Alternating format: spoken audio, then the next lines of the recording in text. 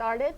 And so today I'll give a research talk about a method I and my collaborators have developed, and this is called the Neyman Pearson classification. I want to introduce this because we think this has broad application potential. So if you have any questions, yes? Yeah, we can't hear you back here. Because this is not on. I don't know that anyone has used it. Try to speak a little louder, Jessica, but maybe we can see. Do you guys know if the microphone is actually?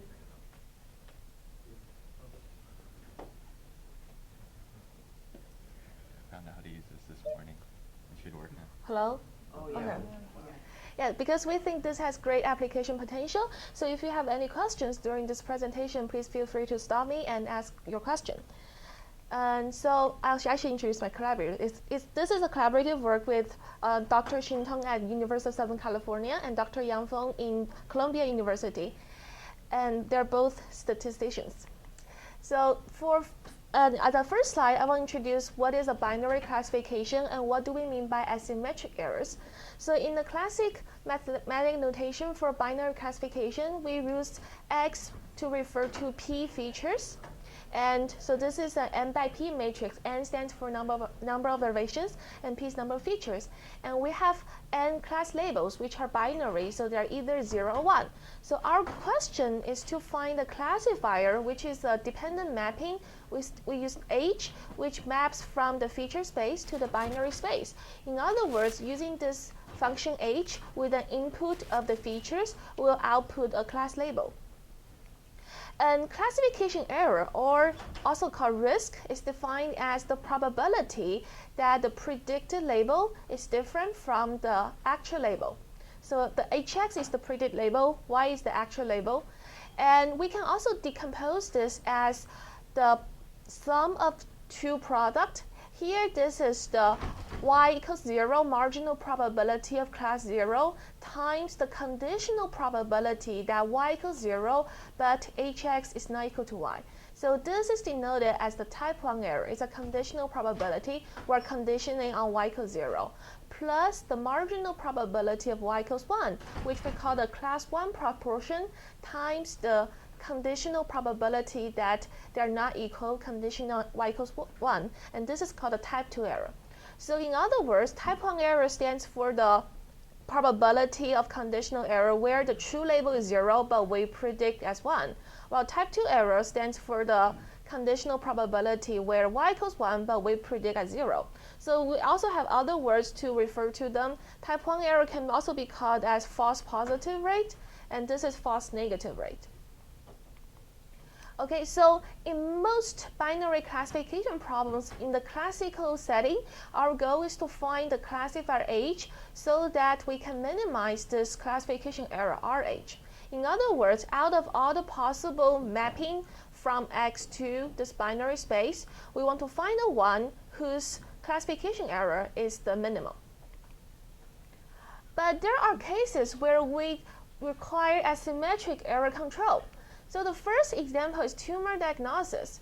In this example, we want to predict whether a tissue sample from a patient, whether it's a normal sample or it's a tumor sample, right? So then we'll make a decision.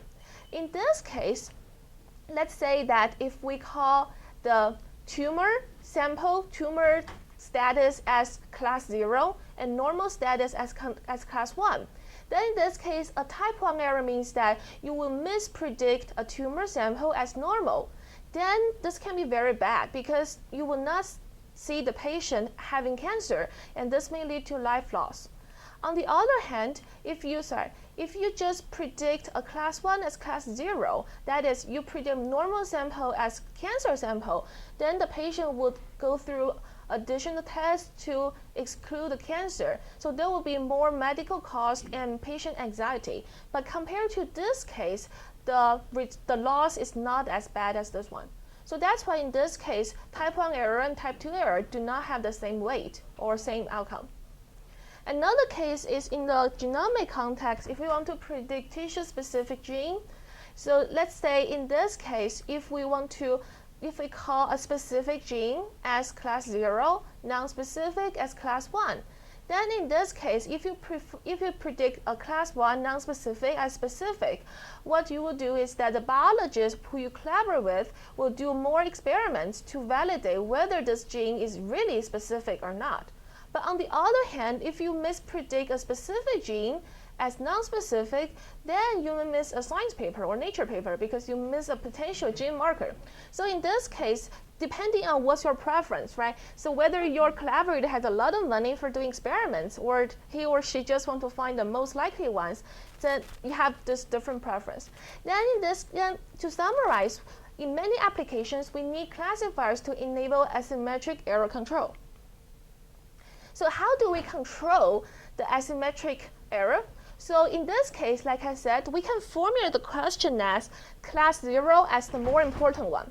If that's the case, you do not want to miss class 0. You do not want to mispredict as class 1. And this is called a type 1 error. So here is some concept. Okay, so we call population type 1 error, which is what? So this is which we has as R0H. And if we go back here, it's this one. So this is the type 1 error, but we call this as population type 1 error to emphasize the population word because this is the probability. So in other words, this depends on the underlying true distribution, which we do not observe in practice.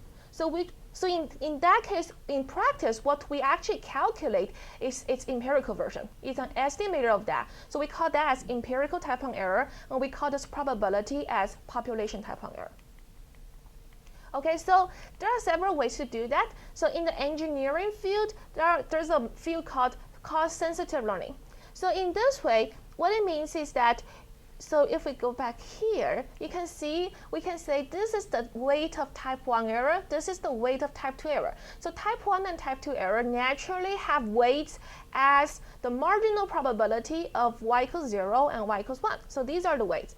But in cost-sensitive learning, what people say is that you can change those weights based on your preference.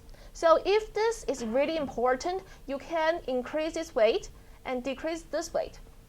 So that one, you will put more weight. So when you minimize this one, you will focus more on minimizing the type 2 error. So this is the basic idea behind cost-sensitive learning. However, the problem in many cases is that you do not know what would be good weights, especially for practitioners. If we say about the tumor diagnosis example, how do we assign the different weights so that we can control our population type 1 error under, let's say, 5% with high probability? If that's our question, then cost-sensitive learning is not an easy approach. And there are also other approaches such as asymmetric support vector machines, but this one actually is for support vector machines. So it's one of the classification algorithm.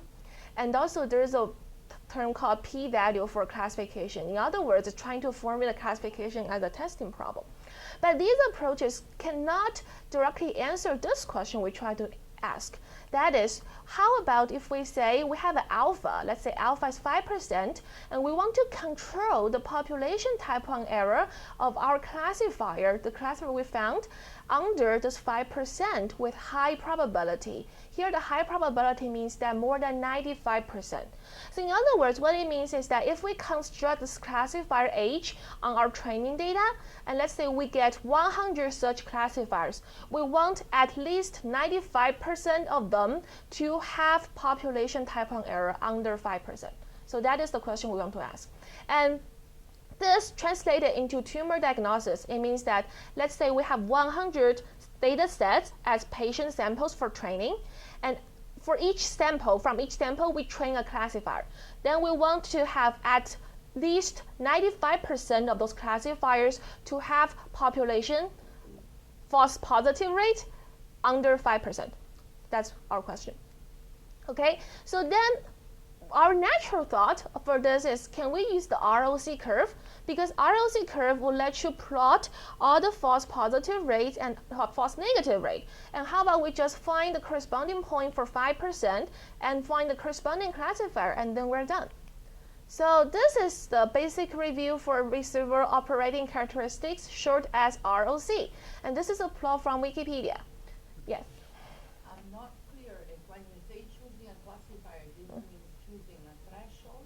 Yes. or choosing a method? No, just the threshold within a given class of sensitivity. That's a very good question. So actually, I think I skipped that. But in my collaborator Xintong's original work, they are talking about choosing a method. So basically, but it's a pure theoretical work. So this define a class of classifiers, and among those, how to find the optimal one. But in this talk, I'm going to talk about if we already choose a classification method, such as a pro-vector machine, random forest, how do we find the threshold to satisfy this? Yeah. Okay. Yeah.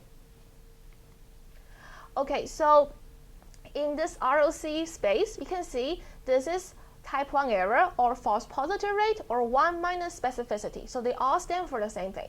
The y-axis is 1 minus type 2 error, true positive rate, or sensitivity. Yeah. So these are the two axes. And there's a very tricky thing. So in ROC space, often we do not talk about whether it's population error or it's empirical error. Because in practice, we are only able to calculate empirical error. So that's why we are always using ROC actually for empirical error. But in its original definition, they can refer to population error. So this is something we have to be careful when we're working on this. Okay, so in practice, ROC curves are plotted based on empirical type 1 type 2 errors. And so here I did a very simple simulation to demonstrate our idea why ROC is not the way to go. So in this simple example, we simulate two classes, and under each class, we just simulate one feature. So it's a one-dimensional feature under class 0. It's from Gaussian 0 mean and standard deviation 1. Under class 1, it's from Gaussian mean 2, standard deviation 1. So these are the two density curves. And the two classes have equal proportions, 1/2 and 1/2. So in this case, a natural classifier would just be a classifier whose threshold is put on x, right? Because x itself will indicate whether it belongs to 0 or 1. So this is a very simple classifier. And because in this case, we know its underlying distribution as a simulation, so we can calculate the exact type 1 error, type 2 error population version from the density.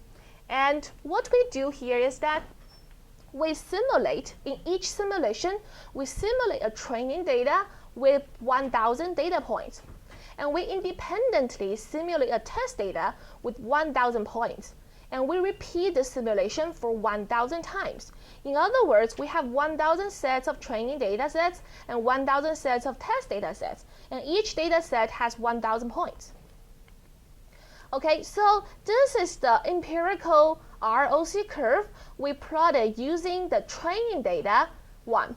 So what we do is that we vary this threshold t. You can see here, let's say we vary t from -3 to +6 in this way. And then for each t, we can actually calculate what's its empirical type 1 error, type 2 error from the training data. Okay, so you can see this is the curve.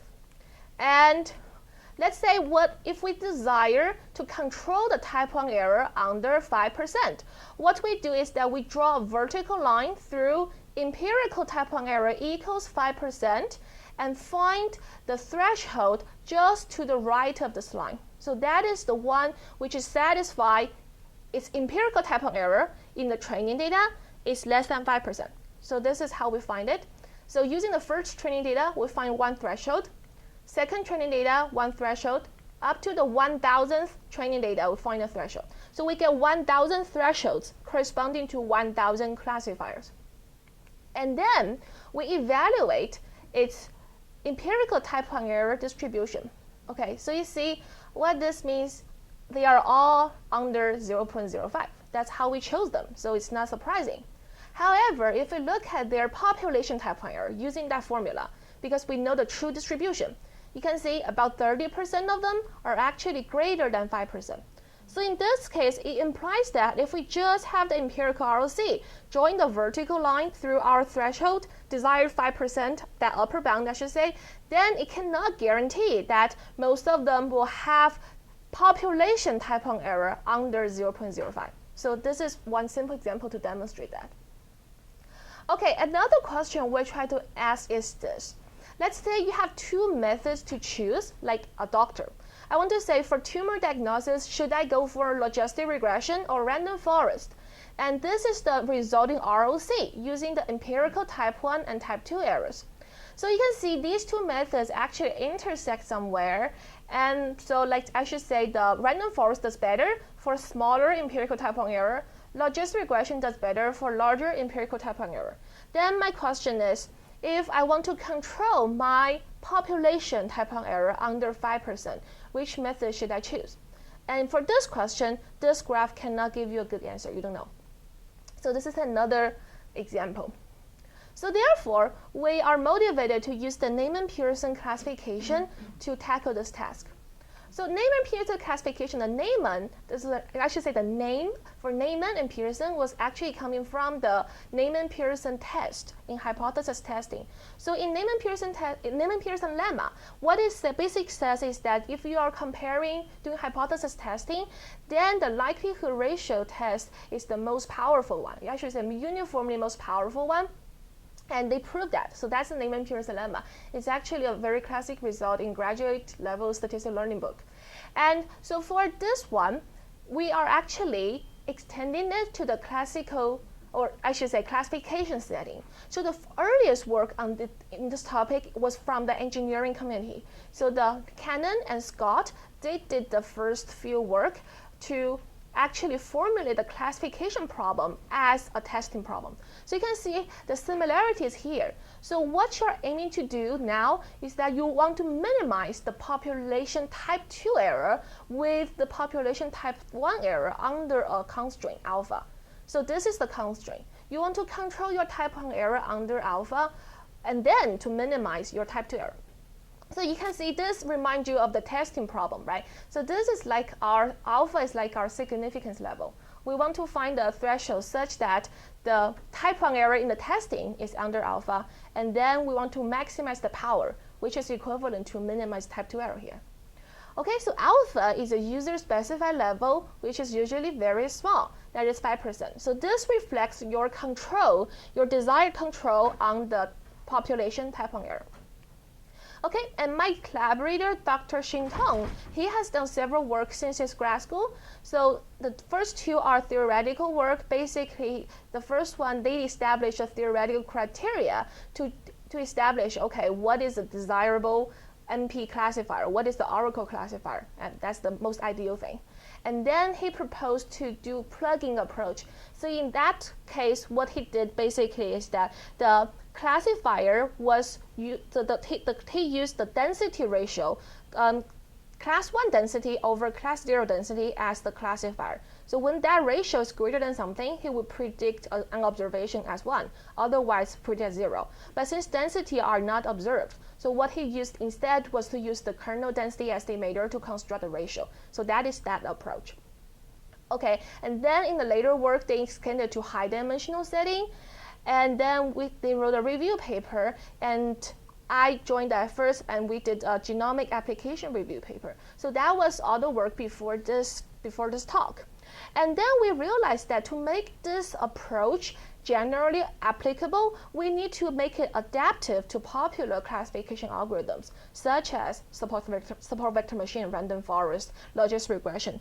Those classification methods people are already familiar with. So that motivated us to do this.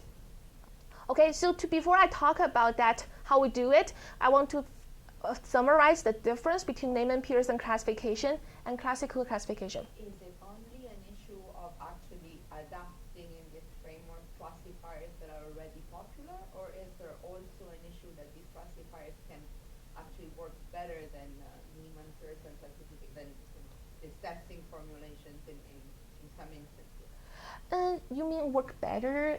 So theoretically, this should right. Oh, I see. So you are saying these ones will work better than the popular ones? Right. In the Neyman Pearson classification, under this paradigm, yes. But it's a very strict one, though. That's right. But the problem is that in practice, it's very difficult to actually achieve those theoretical assumptions. Yes. So the other classifiers, it's not just that they're popular, right, but also that they may work better in some settings, and so it makes sense to extend this approach. That's correct. That's correct, okay. Yes. Okay, so for this comparison, classical paradigm aims to minimize the risk while Neyman Pearson classification aims to minimize the type 2 error with type 1 error under the constraint. So this is the main difference. Okay, so let me first introduce the theoretical property really quickly, because I know the audience here are mostly interested in computational genomics, but I want to give you the basic idea behind it. So this is the first paper about the theory of Neyman Pearson oracle inequalities. So this criteria was proposed by my collaborator Tong and his advisor Regulay. So what they say is that under the Neyman paradigm, a good classifier phi hat should respect alpha instead of alpha plus epsilon. The reason they proposed this was because in the earlier works like the Cannon and Scott, they actually showed, okay, we want to have the population type 1 error less or equal than alpha plus a small positive thing, epsilon. So this would just make the theory a lot easier to prove, but it's not strict constraint. So that's why they want to enforce this alpha. That's the first thing. And then they established this theoretical criteria for people to evaluate whether a classifier is an NP oracle classifier. So the two theoretical properties must be satisfied by the oracle classifier. The first thing is that the oracle classifier's type 1 error must be less or equal than alpha. And the second is that the classifier type 2 error minus the type 2 error of the oracle classifier should go to 0 as your sample size n go to infinity. So this is like the ultimate property you want to achieve, because this is something you want to mimic, right? So this is the oracle. So that's why you want your classifier to have very, very similar type 2 error as your sample size goes larger and larger. So these two things, they want them to be satisfied at the same time. And how they came up with this formulation was because of the classical paradigm. So this is actually in machine learning theory what people talk about. So that is, in machine learning theory, a classifier should have its risk minus the risk of the oracle classifier. This difference go to 0, and this is called the excess risk. This will diminish with explicit rate with high probability as n go to infinity. So this is in the classical setting, and so that motivated us to formulate the NP classification in this form. Okay, and in the classical setting, I should say, if the oracle classifier is actually the base classifier, which is what? Which is the indicator that eta x is greater or equal than 1/2. And eta x is actually the conditional expectation of y given x equals to small x. So in other words, it's the regression function of y on x. And this is the oracle one. So that's why in the classical setting, people have talked about the naive Bayes. Naive Bayes is just try to mimic this Bayes, because Bayes is oracle. And the reason you cannot actually calculate this is because you do not know this true condition expectation. Okay, so but this is just theoretical work. And now I want to also talk about its connection to hypothesis testing. So in hypothesis testing, it's this one, like I just mentioned, Neyman Pearson lemma. So in Neyman Pearson lemma, we say P1, P0 are the probability distributions of densities P0, P1 corresponding to class 0, class 1. And C alpha is the density ratio threshold such that these are satisfied. And then, so this is, well, actually this is the test.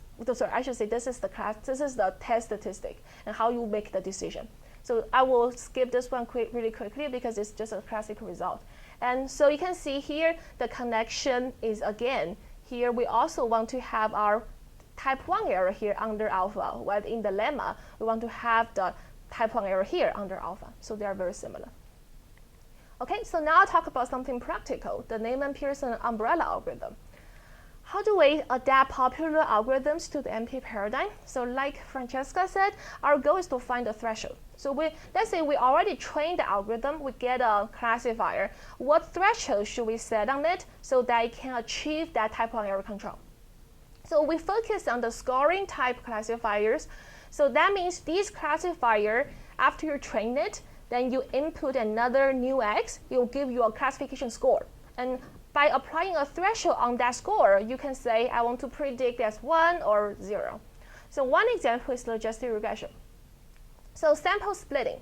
Our idea here is this. So we want to split our training data into two parts, using the first part, which is a mixture, or I should say mixed, class 0, class 1 sample. It involves some 0 class, 1 class, and then use those to train your algorithm, say logistic regression. This will give you a trained model.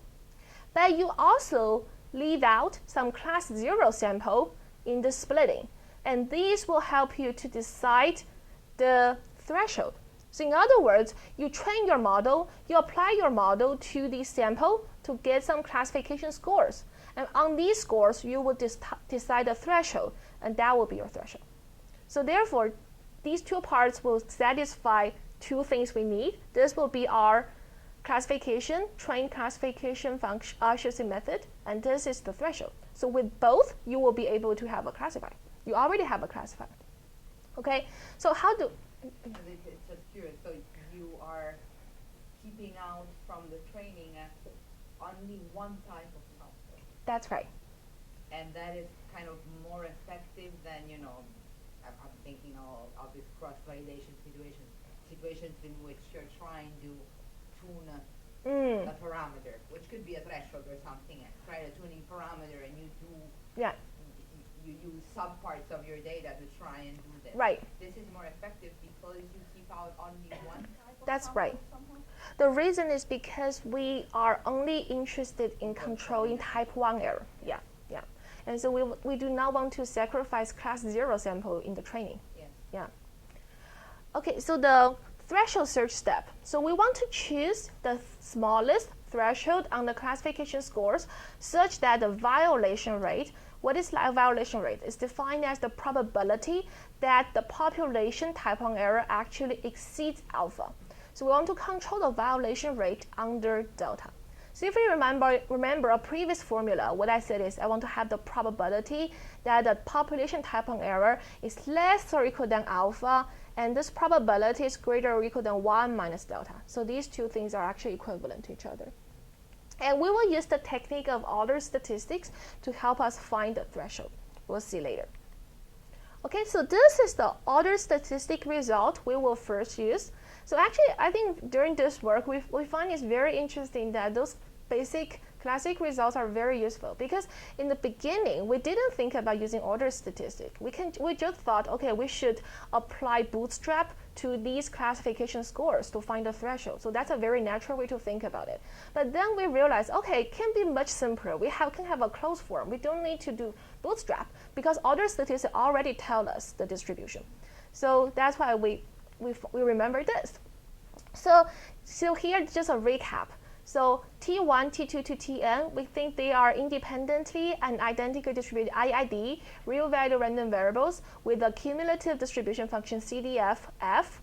And we denote T sub k as the kth order statistic, so they're sorted from the smallest to the largest. Then for this Tk, its right tail probability has this form. So it's actually from the binomial formula, right? So it's either less than that or greater than that. So we have this result. Okay, so this is not surprising. But what if we replace this T by F inverse 1 minus alpha? In other words, this is the 1 minus alpha quantile of this distribution. If we replace T by this, then you can see Ft will become 1 minus alpha. Ft will become 1 minus alpha. So that will be this result. So on the right-hand side, F is no longer there. We remove F. Okay, so this is a result that lead us to our main result. That is this one. So we say after we apply a trained classification model to the left out class 0 sample, let's say with size n. We denote the resulting classification scores as T1 to Tn, which are real valued random variables. Then we denote by T sub k the kth order statistic. For new observation, if we denote this classification score calculated by the trained based algorithm as T, we can then construct a classifier phi hat T, which is the indicator that this T is greater than T sub k, right? Because for every T sub k, we can use it as a threshold. Then with this as a threshold, this is our classification, this is our classifier, right? We just compare the new observation to this threshold. If it's greater than, we will predict as 1. Otherwise, we predict as 0. Okay, so then what is the population type-1 error of this phi hat k? We wrote R0 this. So it's actually the probability that t is greater than t sub k. This means we predict as 1 given this tk, right? Because why is this a type-1 error? The reason is the reason this is a type-1 error is because this tk was actually from class 0. We left them out as class 0. So that's why these values are from class 0. So therefore, this f is the distribution of tk under class 0. And so therefore, we can write this as 1 minus f tk. Okay, and this is the population type-1 error. Now we say the violation rate is this probability of this population type-1 error greater than alpha. So we just put things inside. You can see it becomes 1 minus ftk greater than alpha. By rearranging the terms, we just get this one. So it's the same thing. So the result carry over from here. So that's why we see, okay, we've actually found an upper bound for our violation rate. And it's closed form. It only depends on what?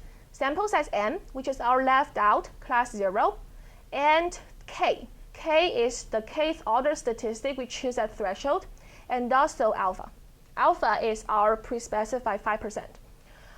Okay, and another thing I want to emphasize is that if this f is continuous, let's just say that our classification scores under class 0 are continuous. When it's continuous, this becomes equal. So this is no longer an upper bound, but it's equality. Okay, so now what we want is that we just want to control this term, which we denote as violation rate, corresponding to the kth order as the threshold. We just want to control this under delta, right? That's what we want to control. And then we can solve for k. So we can see what is the minimum k that satisfies this. Okay, so this is our result. So we want to find the k from all the possible k such that vk is less or equal than delta, and that is our that is the order of our threshold. Why do we want to do that? Let's say from this formula, we can actually see as k goes larger, this term goes smaller. So we can always find a larger k to satisfy the violation. But that larger k, if we translate back to the threshold, it will be a larger threshold on the classification score. That means you will have a smaller power or a larger type 2 error. So among all the ones that satisfy type 1 error control, we want to find the one that minimizes type 2 error. So that's our code. Okay, and we also have a very interesting result. That is, we calculate the minimum sample size so that we can guarantee this violation rate. Because if our sample size is too small, we can never do that. And this sample size is actually having this formula. It depends on the delta and alpha. So the intuition behind is if your delta is smaller, what does it mean? So this is the size, this is the number of 0 samples that you left aside. That's correct. Yes. That's right. So you can see what this means. So for delta to be smaller means that you have your tolerance for the violation becomes smaller, right? So in this case, this log delta would also become smaller. And actually I shouldn't say that. Log delta is smaller, but its absolute value is larger because it's negative. Right, so it's more negative, so its absolute value is larger. And divided by the same negative number here, so n must be larger. So you need to have a larger n for tighter violation rate. And for alpha, it's another same argument. So if we want to control alpha to be smaller, let's say from 5% to 1%, you have a larger n to achieve that.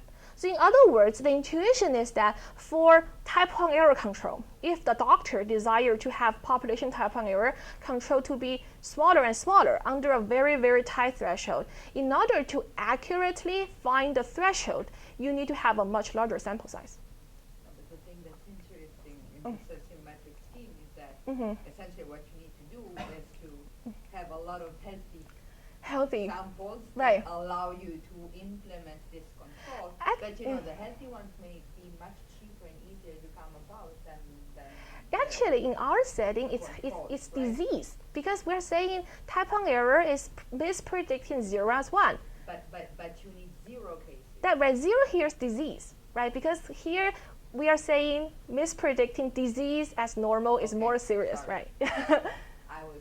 Yeah, I know it's a little confusing here. Yeah, Okay. yeah, yeah. So that's why here we need a lot of cancer patients. Yeah, a lot of cancer patients. Okay, so this is the algorithm. So let me describe the algorithm to help you understand what we're doing. So we have a training data. We divide it into 2 parts. So class 0, class 1, okay? And this is our input. And also, alpha is pre-specified, say 5%. Delta is pre-specified, that's the tolerance level, say 5%. And M is the number of random splits. Remember, we do our splitting. And for stability concern, we want to do that for multiple times. So every time we get a NP classifier, and after, say, capital M times, we get capital M classifiers, and then we aggregate them. So that is the algorithm. But M can be set as 1 if you do not want to do multiple random splits. So our first function here is to choose the threshold K star, using that theoretical result. So in other words, we leave out, let's say, n samples. So n is actually pre-specified as well. How many class 0 points you want to leave out? And then for each k ranging from 1 to n, we calculate the violation rate using that theoretical result, and then find the corresponding threshold that need to be satisfied. So this is our k star. So then we return this k star. So this is one function. That's just from the theory. And then our NP classifier function, the main function, what we do is that we first, in our algorithm, now we are setting the leave out class 0 sample to be 1/2 of the class 0 sample. Say that our S0 is the class 0 points. We calculate size, divide by 2, take the ceiling. So that is the size we want to leave out as class 0. And then using this n, alpha, delta given, we found the k star as the rank. And then what we do is that for each random split, we randomly split on class 0 points into 2 halves. And we use 1/2 to combine with class 1 points as our make sample, and the other half as the left out class 0. And we use this make sample to train an algorithm such as random forest or logistic regression, and it will be a function. So this function is actually a scoring function. You input a data point, it outputs a classification score. So that is what we call Fi. So then we apply this Fi, the trained Fi, to our left out class 0. So we can get Fix1 to Fixn. And these are our potential threshold candidates. We have put them in a set. Okay, so we sort them from smallest to largest, and then we apply the rank we found from our theory, k star here, found the k star one, that is our threshold. Okay, and then we have a classifier. Because with a new data point coming in, we just need to calculate Fix using this Fi and compare it with our chosen threshold based on the rank. If it's larger, we return 1. Otherwise, we return 0. So we get 1 classifier. So here you can see the subscript I stands for the ith split. For each split, we get phi I. And then we do ensemble by majority vote. So that is, if more than half of those m classifiers vote for 1, we will vote for 1. Yeah. So this is the NP umbrella algorithm. So the reason we say it's adaptive to different algorithms is because of this one. Yeah. What's the point of the split to m parts? Like doing the ensemble, what is it supposed to achieve? Does it give better type 1 or type 2 errors? It actually gives smaller variance. Actually, it gives us smaller variance in terms of the so you can see this. So although for each one, our theory can guarantee that this phi I would have the type 1 error under alpha with high probability, but its type 2 error may be large. So that's why by aggregating, we can actually empirically see the type 2 error becomes smaller. Yeah, so, and you actually see, I'll see another thing, and I'll explain that later. And also, the reason of doing this is because when we do random split, every time we leave out different points for calculating the threshold. Although the order statistic k star stays the same, but its corresponding actual threshold would be different, right? It will reflect that randomness. So if I understand correctly, Mhm. you still get the theoretical guarantee even if you use one split, Yes, but using many splits reduces the variance. that's right. Although on the mean it remains the same, right? That's right. That's right. Yeah. Okay, so we have an R package on CRAN, and we're very happy that after we have this package online, it has been downloaded for more than 1,500 times. Yeah, so it's very easy to implement. So let me just show you one example. So here in this simple example, we simulate data from a logistic model with two-dimensional features. This is feature 1, feature 2, and we are plotting the data. And you can see that we mark the two classes using different colors and symbols. So these are class 1, these are class 0. We want to separate them. Okay, so using the classical paradigm, it's the GLM function in R that can do logistic regression. So we train it, and then we train this, and the trained model is called LR model 1. And then we apply the trained model to 1,000 test data to evaluate the distribution of its empirical type-on error on test data.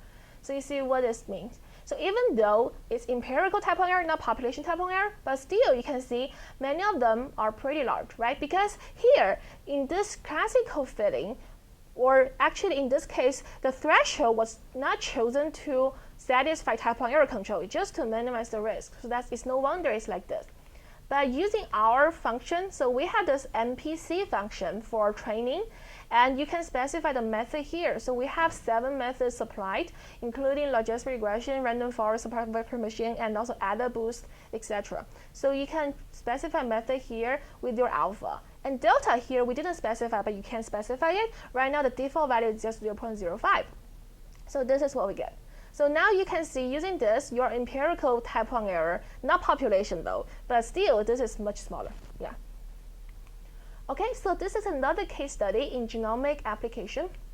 We obtained data from this Nature Method paper in 2014. And in this paper, they have about 216,000 genomic regions. And they contain CTCF sequence motifs. So we know CTCF is the insulator, right?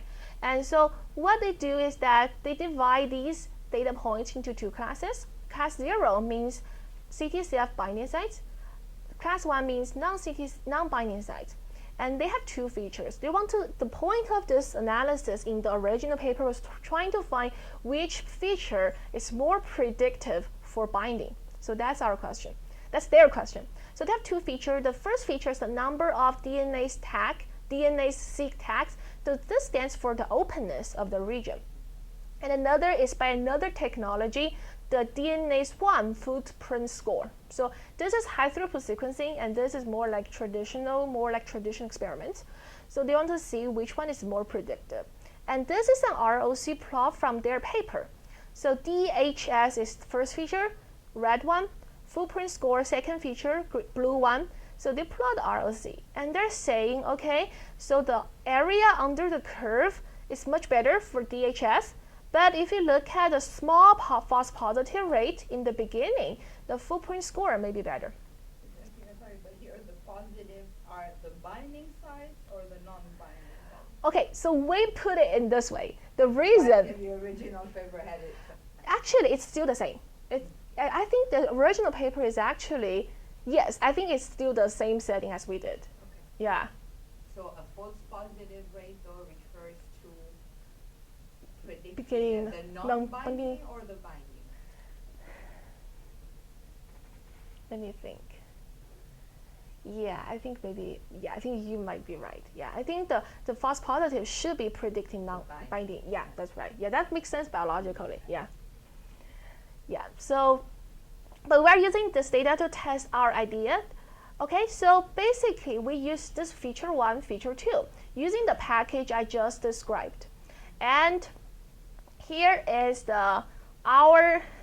so common means using the original approach, NP means using our approach. So in this case, we do not actually need much training. The reason is that this feature itself can be regarded as classification scores.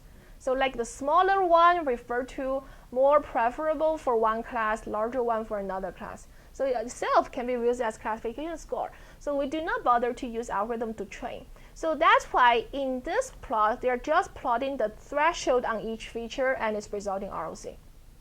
Okay, so let me show the result. The first one is that, so using the common approach, you can see what we actually do is that we set the threshold based on empirical type 1 error, set it to 0.05 alpha, and then you can see a large proportion of them are larger than alpha. So alpha equals 0.01, 0.05, 0.10, 0.01, 0.5, 0.10. So that's the common approach. Using our approach, you can see the violation rate is very small, 1%, 4%, etc. So we can control that. And interestingly, in this data, because n is so large, we didn't sacrifice much in type 2 error. Okay, so the type 2 error, use the common approach is 0.976, and using ours 979. So as your alpha increases, type 2 error goes down. But we're not doing so much worse. So this is the case because n is very large. Okay, so back to the simplest example. So this is the example we talk about. And now the question we're trying to ask is another. So let's say, so sorry, I shouldn't say that. But for this example, back to this one. So using our algorithm, so now you can see empirical type 1 error, resulting empirical type 1 error is about 9% of them, more than 5%. But this is not something we directly aim to control. What we aim to control is population type 1 error. And now you can see it's 4.1%. It's under our delta. Delta is 5%. So back to the simple example, our algorithm also works.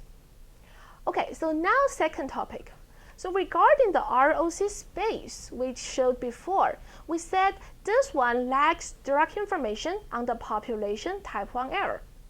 So because this is the empirical type 1 error. So our natural thought for us is, why don't we replace this by our alpha? Let's say we replace the x-axis by our alpha and plotting the resulting type 2 error. That will reflect the user's desire if they want to control population type 1 under alpha. It will tell you which method does better, etc.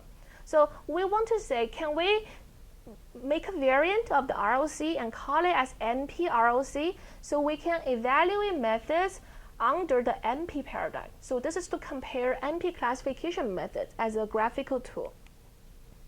Okay, however, you can see one thing. So before we just left out class 0 for finding the threshold. We didn't leave out class 1. So that's why we have no control over population type 2 error. So that's why we think in order to plot this, we also need to modify our sample splitting.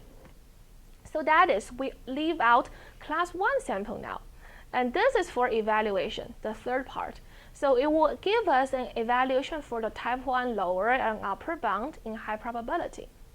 So the remark here is some intuition we think makes sense. That is, sometimes we need to pay a price to know how well we will do in the future. So that is, we leave out more. And okay, so this will be what it looks like. For each alpha, given our classifier, the threshold we found, we evaluate the lower bound and upper bound. This should be lower bound on type 2 error, upper bound on type 2 error, because it's 1 minus. So this will give us how well we're doing in terms of type 2 error. So we'll get the band like this. So if we connect things together, that will be our NP-ROC band. So the reason you see we're doing this step function like this, it basically can guarantee, okay, it satisfies that bound pointwisely. Okay, so I'll just quickly talk about the how to compare two NP-ROC bands. So this is another simulation. So in this simulation, we simulate two features. You see, under class 0, feature 1, standard normal. Under class 1, feature 1, normal with mean shifted to 1. And under class 0, the second feature, standard normal. Under class 1, second feature has mean shifted to 1 and variance increased to 6. Okay, and the two classes have equal proportion. So in this example, we simulate m equals 1,000. We want to use delta equals 0.01. We want to investigate the method LDA that uses only x1 or uses x2. So we use the two features as different classifiers. So classifier 1 uses feature 1. Classifier 2 uses feature 2. And this is the resulting NP-ROC band. So this is a case where we found actually they do not dominate each other on the whole picture, but one dominates in some parts, one dominates in other parts. So this is the resulting NP-ROC band. So you can clearly see this tells you from alpha go from 0 to about 0.07 or something. Then the second feature is doing better. And then starting alpha from 0.2 something to 1, the first feature is doing better. And the middle part is the part where uncertain. So this gives you direct information on how well each method can do for your desirable alpha. Okay, so that's my last slide. To summarize, I introduced the NP classification. Basic idea is to control type 1 error with high probability. And we introduced the NP umbrella algorithm for achieving this task with existing algorithms. And NP-ROC was introduced as a tool for comparing two classifiers under NP setting. It's not under the classical setting, but under the NP setting. And it can help you choose alpha adaptively. So what I mean here is that, let's say, if you just have, look at this one, if you have one band, you say, okay, I want to find a reasonable alpha as my expectation. This can tell you, okay, maybe alpha equals 0.2 is okay, but alpha equals 0.05 may be too stringent. You will do very badly on type 2 error. So that is what I mean by adaptively. And we have this R package NP-ROC available. And thank you very much.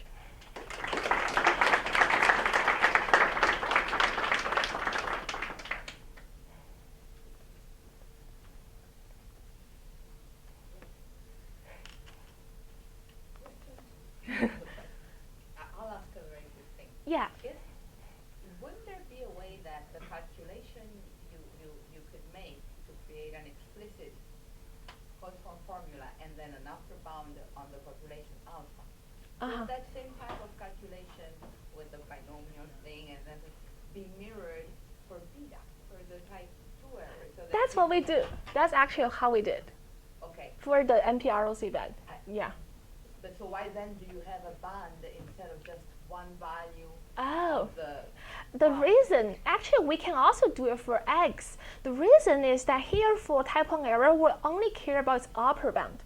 While for type 2 error, we want to get its lower bound and upper bound. Okay. Yeah, All right. yeah, All right. yeah.